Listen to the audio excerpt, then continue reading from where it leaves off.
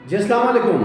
आप सबको मैं वेलकम करता हूँ अपने यूट्यूब चैनल में, अपने तमाम पाकिस्तानी बहन भाइयों को। आज जो टॉपिक मैं आपके लिए लेके आया हूँ वो टॉपिक है get used to plus ING form. Get used to plus ING form क्या बात करता है? जब आप ये कहते हैं कि आप कोई काम करने के आदी हो रहे हों, Aahista Aahista, gradually and slowly. तो जब आप ये कहते हैं कि आप कोई काम करने के आदी हो रहे हैं, आहिस्ता आहिस्ता आदी हो रहे हैं, ग्रेजुअली हो रहे हैं, स्लोली हो रहे हैं, तो वहाँ पे आप स्ट्रक्चर इस्तेमाल करते हैं subject plus get used to और उसके बाद वर्ब की फर्स्ट फॉर्म के साथ आईएनजी। तो ये स्ट्रक्चर बात करता है जब आप ये कहते हैं कि कोई काम जो आप करने के आदी हो रहे हैं, आहिस्ता आहिस्ता आदी हो रहे हैं, पहले नहीं थे लेकिन अब आप जो है वो आहिस्ता आहिस्ता आदी हो रहे हैं। आप पहली दफ़ा यूके गए, यूके में रहने के आप आदी नहीं हैं, लेकिन अब आप यूके आ गए, वेदर डिफरेंट है, कल्चर डिफरेंट है, हर चीज़ आपको एक डिफरेंट मिली, एटमॉस्फेयर आपको डिफरेंट मिला। अब आप ये कह रहे हैं कि मैं यूके में रहने का आदी हो रहा हूँ, I am getting used to living in UK. आप ये कह रहे हैं कि मैं पहले सिगरेट नहीं पीता था लेकिन अब मैं सिगरेट पी रहा हूँ, तो मैं सिगरेट पीने का आदी हो रहा हूँ, I am getting used to smoking. आप चाइनीज़ बोलने के आदी नहीं हैं, आप चाइनीज़ बोलने के आदी हो रहे हैं, I am getting used to speaking Chinese language.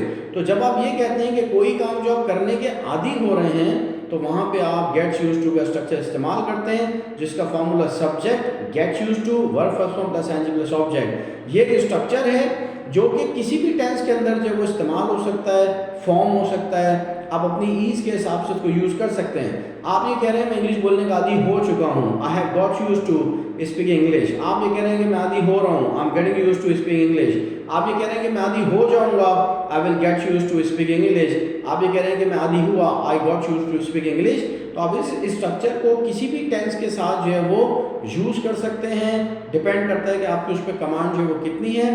तो गेट यूज्ड टू का स्ट्रक्चर बात करता है जब आप ये कहते हैं कि कोई काम जो आप करने के आदी हो रहे हैं, आहिस्ता आहिस्ता आदी हो रहे हैं, ग्रेजुअली आदी हो रहे हैं, आहिस्ता आहिस्ता आपके अंदर वो चीज़ जो है वो डेवलप हो रही है। तो ऐसे तमाम टेंसेज जिसमें आप ये कहें कि मैं कोई काम करने का आदी हो रहा हूँ या आप कोई काम करने का आदी हो रहे हैं, तो वहाँ पे आप गेट यूज्ड टू का स्ट्रक्चर इस्तेमाल करते हैं। इसको किसी भी टेंस में इस्तेमाल किया जा सकता है। नेगेटिव इसके बिल्कुल वैसे ही बनेंगे जिस तरह बनते हैं, डिपेंड करता है कि किस टेंस में आप इसको यूज़ कर रहे हैं। अगर आप इसको प्रेजेंट प्रोग्रेसिव में यूज़ कर रहे हैं, नॉट से बनेगा I am getting used to smoking, smoking, I am not getting used to smoking, am I getting used to smoking, am I not getting used to smoking.